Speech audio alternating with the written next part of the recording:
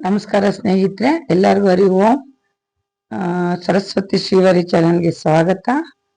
ಸ್ನೇಹಿತರೆ, ಶಿವರಾತ್ರಿ ಹಬ್ಬ 15 ಮತ್ತೆ 16ನೇ ತಾರೀಕು 2 ದಿನ ಬಂದಿದೆ. ಯಾವ ದಿನ ಬಂದಿದೆ ಮತ್ತು ಯಾವ ಮುಹೂರ್ತದಲ್ಲಿ ನಾವು ಪೂಜೆ ಮಾಡಿದ್ರೆ ತುಂಬಾ ಒಳ್ಳೇದು ಅನ್ನೋದ್ರ ಬಗ್ಗೆ ನೋಡೋಣ. ಶಿವರಾತ್ರಿ ಹಬ್ಬ ಬಂದು ನೋಡಿ ಸ್ನೇಹಿತರೆ, 15ನೇ ತಾರೀಕು ಭಾನುವಾರ ಸಂಜೆ 5:40ಕ್ಕೆ ಪ್ರಾರಂಭ ಆಗುತ್ತೆ. ಭಾನುವಾರ ಸಂಜೆ 5:40ಕ್ಕೆ ಪ್ರಾರಂಭ ಆದ್ರೆ ಫೆಬ್ರವರಿ 16ನೇ ತಾರೀಕು ಸೋಮವಾರ ಸಂಜೆ 5:34 ಮುಕ್ತಾಯ ಆಗುತ್ತೆ. ಹಂಗಾಗಿ ನಮ್ಗೆ ಪೂರ್ತಿ ದಿನ ಸಿಗೋದು ಸೋಮವಾರ ಆಗಿದೆ. ಮತ್ತೆ ನಾವು ಈ ಮಹಾಶಿವರಾತ್ರಿಯನ್ನು ಆಚರಣೆ ಮಾಡೋದು ರಾತ್ರಿ ಹೊತ್ತು ಆಗಿರೋದ್ರಿಂದ ನಮ್ಗೆ ಭಾನುವಾರ ಸಂಜೆ ಏನು 5:40 ಪ್ರಾರಂಭ ಆಗುತ್ತೆ. ಆ ಹೊತ್ತಿನಿಂದ ನಾವು ಈ ಶಿವರಾತ್ರಿ ಹಬ್ಬನ ಪ್ರಾರಂಭ ಮಾಡ್ಕೋಬಹುದು ಸ್ನೇಹಿತರೆ. 15ನೇ ತಾರೀಕು ಬೆಳಗ್ಗೆಯಿಂದನೇ ನಾವು ಸ್ನಾನ ಮಾಡಿ ಪೂಜೆ ಮಾಡಿ ದೇವ್ರ ಮನೆಯೆಲ್ಲ ಶುದ್ಧ ಮಾಡ್ಕೊಂಡು ಆ ಶಿವಲಿಂಗಕ್ಕೆ ಏನು ನಮ್ಮ ಮನೆಯಲ್ಲಿ ಇಟ್ಕೊಂಡಿರೋ ಅಂತ ಒಂದು ಸಂಪ್ರದಾಯ ಇರುತ್ತೆ. ಅಕಸ್ಮಾತ್ ಅವ್ರೊಂದು ಏನು ಹೊಸದಾಗಿ ಶಿವಲಿಂಗನೇ ಖರೀದಿ ಮಾಡಿ ತಗೊಂಡ್ಬರ್ಬೇಕು ಅನ್ನೋರಿಗೆ ತುಂಬಾ ಒಳ್ಳೆ ದಿನ ಆಗಿರುತ್ತೆ. ತರಬೇಕಾದ್ರೆ ದಯವಿಟ್ಟು ಶಿವಲಿಂಗ ಒಂದೇ ತಗೊಂಬರ್ಬೇಡಿ, ಜೊತೆಲಿ ಒಂದು ನಂದಿನೂ ತಗೊಂಡ್ಬರ್ಬೇಕು. ಯಾಕಂದ್ರೆ ನಾವೇನೇ ಒಂದು ಸಂಕಲ್ಪ ಮಾಡ್ಕೊಂಡು ಹೇಳಿದ್ರೆ ಆ ನಂದಿನೇ ಹೋಗಿ ಶಿವನ ಹತ್ರ ಹೇಳದಂತೆ ಸ್ನೇಹಿತರೆ. ಹಂಗಾಗಿ ಪ್ರತಿಯೊಬ್ರು ಒಂದು ನಂದಿ ಇಲ್ದೇನೆ ಬರೀ ಶಿವಲಿಂಗನ ಇಟ್ಕೊಳಕ್ ಹೋಗ್ಬೇಡಿ. ಹೊಸದಾಗಿ ಅವತ್ತು ಶಿವಲಿಂಗನ ತರ್ತೀವಿ ಅನ್ನೋರು ಜೊತೆಲಿ ಆ ನಂದಿನೂ ತಗೊಂಬನ್ನಿ, ತುಂಬಾ ಒಳ್ಳೇದಾಗುತ್ತೆ. ನೋಡಿ ಸ್ನೇಹಿತರೆ, ತಲಾಂತರದಿಂದನೂ ನಾವೇನಾನ ಒಂದು ವರ ಕೇಳ್ಬೇಕು ಅಂದ್ರೆ ಆ ಶಿವಪ್ಪನ ಒಂದು ಧ್ಯಾನ ಮಾಡ್ಬೇಕು. ಎಂತ ಒಂದು ಋಷಿ ಮುನಿಗಳಾದ್ರೂ ಶಿವನ ಜ್ಞಾನ ಮಾಡಿ ಪೂಜೆ ಮಾಡಿ ವರ ಬೇಡ್ತಿದ್ರಂತೆ. ಸಕಲ ಜೀವಿಗಳಿಗೂ ಏನು ಕಣ್ಣಿಗೆ ಕಾಣ್ದಿರಂತ ಇರುವೆಗಳಿಗೂ ಒಂದು ಆಹಾರ ಕೊಡೋ ಅಂತ ಈ ಶಿವಪ್ಪ ಜಗತ್ತಿಗೆ ಒಂದು ರಕ್ಷಣೆ ಕೊಟ್ಟು ಕಾಪಾಡ್ತಾರೆ. ಅಂತ ಶಿವರಾತ್ರಿ ದಿನ ನೀವೆಲ್ಲಾರು ತುಂಬಾ ಒಂದು ಭಕ್ತಿ ಶ್ರದ್ಧೆಯಿಂದ ಒಂದು ಪೂಜೆ ಆಚರಣೆ ಮಾಡಿ ಉಪವಾಸ ಇರೋ ಅಂತವ್ರು ಬೆಳಗ್ಗೆನೆ ನೀವೊಂದು ಸಂಕಲ್ಪ ಮಾಡ್ಕೊಂಡು ನಾನು ಹೇಳ್ದಂತೆ ಒಂದು ಹಾಲು, ಮೊಸರು, ತುಪ್ಪ, ಜೇನುತುಪ್ಪ, ಶುದ್ಧ ಜಲದಿಂದ ಆ ಸ್ವಾಮಿಗೆ ಅಭಿಷೇಕ ಮಾಡಿ ಮತ್ತೆ ಕಸ್ತೂರಿಯಿಂದನೂ ಅವ್ರಿಗೆ ಒಂದು ಅಭಿಷೇಕ ಮಾಡಿ ಗಂಧದಿಂದ ಮತ್ತೆ ವಿಭೂತಿಯಿಂದ ಬಿಲ್ಪತ್ರೆಯಿಂದ ಮತ್ತೆ ಕಸ್ತೂರಿ ಎಲೆಯಿಂದ ಕೇಸಿ ಕಸ್ತೂರಿಯಿಂದ ಮುಖ್ಯವಾಗಿ ಬನ್ನಿಪತ್ರೆಯಿಂದನೂ ಸಹ ಮಾಡ್ತಾರೆ.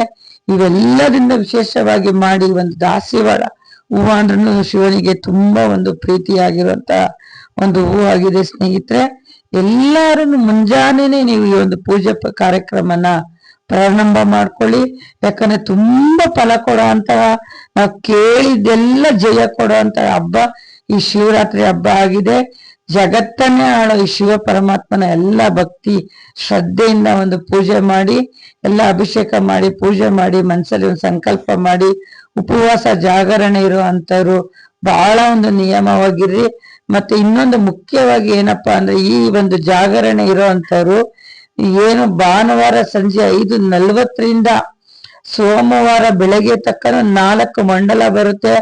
4 ಟೈಮಲ್ಲಿ ವಿಶೇಷವಾದಂತಹ ಒಂದು ಪೂಜೆ ಮಾಡ್ತಾನೆ ಇರ್ಬೇಕು. ಉಪವಾಸ ಜಾಗರಣೆ ಇರೋರು ಒಂದು ದೇವ್ರ ನಾಮ, ಒಂದು ಭಜನೆ, ಒಂದು ಹಾಡು, ಒಂದು ಕತೆ, ಈ ತರ ಎಲ್ಲ ಒಂದು ಸ್ನೇಹಿತರುಗಳ ಜೊತೆ ಕೂತ್ಕೊಂಡು ಇಲ್ಲ ಒಂದು ಫ್ಯಾಮಿಲಿಗಳ ಜೊತೆ ಕೂತ್ಕೊಂಡು ಒಂದು ಆಚರಣೆ ಮಾಡಿ ನೀವು ಪೂಜೆನ ಯಾವ ಟೈಮ್ನಲ್ಲಿ ನೀವು ಆಚರಣೆ ಮಾಡ್ಕೊಂಡು ಪೂಜೆ ಮಾಡ್ಬೇಕು ಅಂತ ಹೇಳೋದಾದ್ರೆ ಉಪವಾಸ ಇರೋರು ಮಾತ್ರ ಮಾಡ್ಬೇಕಾಗಿರೋ ಅಂತಹ ಈ ಪೂಜೆ ಆಗಿದೆ. ಭಾನುವಾರ ಏನು ಸಂಜೆ ನೀವು ಬೆಳಗ್ಗೆಯಿಂದಾನೇ ಉಪವಾಸ ಇರ್ತೀರಾ ಅಂತವ್ರು ಭಾನುವಾರ ಸಂಜೆ 6:20 20 ನಿಮಿಷದಿಂದ 8 ಗಂಟೆ ತಕ್ಕನು ಒಂದು ಒಳ್ಳೆ ಮುಹೂರ್ತ ಇದೆ. ಆ ಟೈಮ್ನಲ್ಲಿ ನೀವು ಪೂಜೆ ಮಾಡ್ಕೊಳ್ಳಿ, ತುಂಬಾನೇ ಒಳ್ಳೇದಾಗುತ್ತೆ ಸ್ನೇಹಿತರೆ. ಆ ನಂತರ ಆ ಪೂಜೆ ಆದ ನಂತರ 2ನೇ ಪೂಜೆ ಬಂದು 9:30 ರಾತ್ರಿ 12:30 ತುಂಬಾ ಟೈಮ್ ಚೆನ್ನಾಗಿರುತ್ತೆ. ಆ ಟೈಮ್ನಲ್ಲೂ ಶಿವನಿಗೆ ಒಂದು ಮಹಾಮಂಗಳಾರತಿ, ಅಭಿಷೇಕ, ಪೂಜೆ ಈ ತರ ಎಲ್ಲ ನೀವು ಮನೇಲೆ ಮಾಡ್ಕೋಬಹುದು, ಇಲ್ಲ ದೇವಸ್ಥಾನಗಳಲ್ಲಿ ನಡೆಯೋ ಕಡೆನೂ ನೀವು ಹೋಗ್ಬೋದು. ಮತ್ತೆ 3ನೇ ಪೂಜೆ ಬಂದು 12 ಗಂಟೆಯಿಂದ ಬೆಳಗಿನ ಜಾವ 3 ಗಂಟೆ ತಕ್ಕನು ತುಂಬಾನೇ ಟೈಮ್ ಚೆನ್ನಾಗಿರುತ್ತೆ. ಆ ಟೈಮ್ನಲ್ಲೂ ನೀವೇನು ಉಪವಾಸ ಜಾಗರಣೆ ಇರೋರು ಇದನ್ನ ನೆನ್ಸ್ಕೊಂಡು ಜ್ಞಾಪಿಸ್ಕೊಂಡು ಈ ಪೂಜೆ ಮಾಡ್ಬೇಕು ಸ್ನೇಹಿತರೆ. ತುಂಬಾ ಫಲ ಕೊಡೋ ಅಂತ ಹೊತ್ತು ಇದು.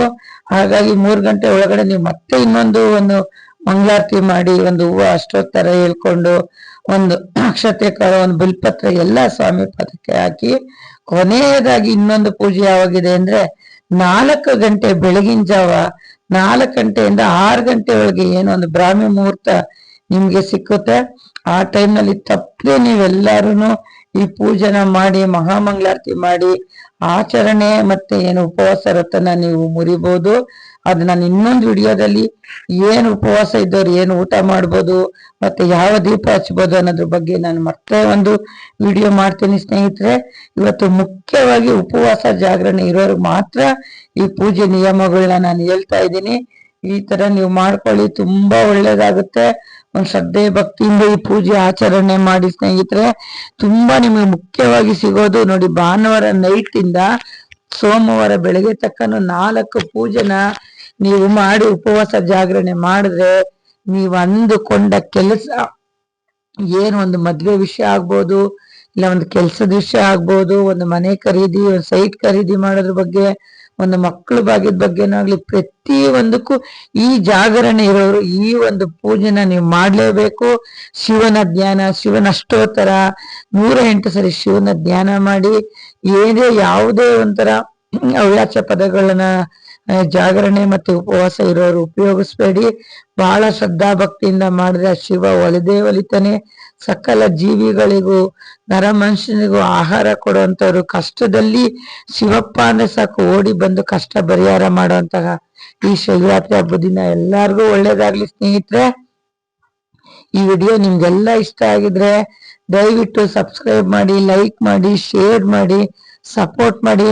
ಮುಖ್ಯವಾಗಿ ಗಮನ ಇಟ್ಕೋಬೇಕಾಗಿರೋದು, ಈ ಜಾಗರಣೆ ಇರೋರು 4 ಪೂಜೆ ಮಾಡಿ, ಮತ್ತೆ ನಾನು ಮುಂದಿನ ವಿಡಿಯೋದಲ್ಲಿ ಯಾವ ದೀಪ ಹಚ್ಬೇಕು, ಯಾವ ನೈವೇದ್ಯ ಇಡ್ಬೇಕು ಅನ್ನೋದ್ರ ಬಗ್ಗೆ ನಾನೆಲ್ಲ ತಿಳಿಸ್ತೀನಿ. ಯಾವುದೇ ಮಿಸ್ ಮಾಡಿದ್ರು ಬಿಲ್ಪ ಪತ್ರೆ ಮಾತ್ರ ದಯವಿಟ್ಟು ಮಿಸ್ ಮಾಡಬೇಡಿ.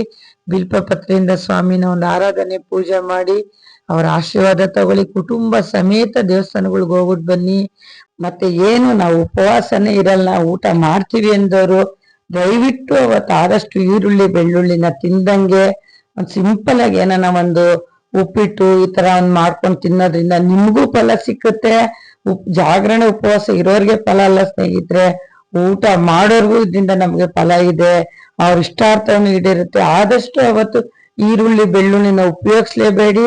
ತುಂಬಾ ನಿಮ್ಗೆಲ್ಲ ಕಷ್ಟ ಇದ್ರೆ ಇದೆಲ್ಲ ಪರಿಹಾರ ಆಗುತ್ತೆ. ಮತ್ತೆ ಮದ್ವೆ ಆಗದಿರೋಂತ ಹೆಣ್ಮಕ್ಳು ಮನೇಲಿದ್ರೆ, ಹೆಣ್ಮಕ್ಳಾಗ್ಲಿ ಗಂಡ್ಮಕ್ಳಾಗ್ಲಿ, ಅವತ್ತು ಶಿವ ಪಾರ್ವತಿ ಹೆಸರು ಹೇಳಿ ಅರಿಶಿಣವನ್ನು ನೀವು ಶಿವ ಪಾರ್ವತಿ ದೇವಸ್ಥಾನಗಳಿಗೆ ಕೊಡೋದ್ರಿಂದ ಶೀಘ್ರವಾಗಿ ಅವ್ರಿಗೆ ಮದ್ವೆ ಭಾಗ್ಯ ಬರುತ್ತೆ. ಮತ್ತೆ ಏನು ಮನೇಲಿ ಶಿವಲಿಂಗನೇ ಇಲ್ಲ ಅನ್ನೋರು ದೇವಸ್ಥಾನಗಳಿಗೆ ಹೋಗಿ ಒಂದು ಮುಂಜಾನೆ ಏನು ದೇವ್ರಿಗೆ ಅಭಿಷೇಕ ಮಾಡ್ತಾರೆ, ಅಲ್ಲಿಗೆ ಹಾಲು, ಮೊಸರು, ತುಪ್ಪ, ಜೇನುತುಪ್ಪ ಈ ತರ ಎಲ್ಲ ತಗೊಂಡೋಗಿ ಕೊಡೋದ್ರಿಂದ ಆ ಶಿವನ್ ತಲೆ ಮೇಲಿಂದ ಅಭಿಷೇಕ ಮಾಡಿ ಆ ಪ್ರಸಾದ ನಮ್ಗೆ ಕೊಡ್ತಾರೆ. ಆ ಸ್ವೀಕಾರ ಮಾಡೋದ್ರಿಂದ ನಮಗೂ ಒಳ್ಳೇದಾಗುತ್ತೆ. ನಮ್ ಪಾಪ ಎಲ್ಲ ಕಳೆದು ನಮ್ ಪುಣ್ಯದ ಕಾಲ ಬರುತ್ತೆ ಸ್ನೇಹಿತರೆ. ಎಲ್ಲ ಏನ ಅಭಿಷೇಕದ ಪಂಚಾಮೃತನ ನೀವು ತಗೊಂಡು ಮನೆಗೂ ತಗೊಂಡ್ಬಂದು ಇರೋರ್ಗೆಲ್ಲಾ ಕೊಡಿ. ನಮ್ಮ ಪರಿಹಾರ ನೋಡಿ ನಾವ್ ಹೆಂಗ್ ಬೇಕಾದ್ರೂ ಮಾಡ್ಕೋಬಹುದು ಸ್ನೇಹಿತರೆ. ಮನೇಲಿರೋ ದೇವ್ರಿಗೂ ಮಾಡ್ಬೋದು, ದೇವಸ್ಥಾನದಲ್ಲಿರೋ ದೇವ್ರಿಗೂ ನಾವು ತಗೊಂಡೋಗಿ ಎಲ್ಲಾ ವಸ್ತುಗಳನ್ನ ಕೊಡೋದ್ರಿಂದ ನಮ್ ಸಕಲ ಕಷ್ಟ ಎಲ್ಲ ಪರಿಹಾರ ಆಗಿ ಇಷ್ಟಾರ್ಥ ಎಲ್ಲ ಈಡೇರುತ್ತೆ. ಶಿವನ ದರ್ಶನ ಮಾಡಿ ಎಲ್ಲಾನ ಶಿವನ ಕೃಪಕ್ಕೆ ಪಾತ್ರರಾಗಿ. ಶಿವರಾತ್ರಿ ಹಬ್ಬದ ಶುಭಾಶಯಗಳು. ಎಲ್ಲರಿಗೂ ಒಳ್ಳೇದಾಗ್ಲಿ. ಹರಿ ಓಂ ಹರೇ ಶ್ರೀನಿವಾಸ.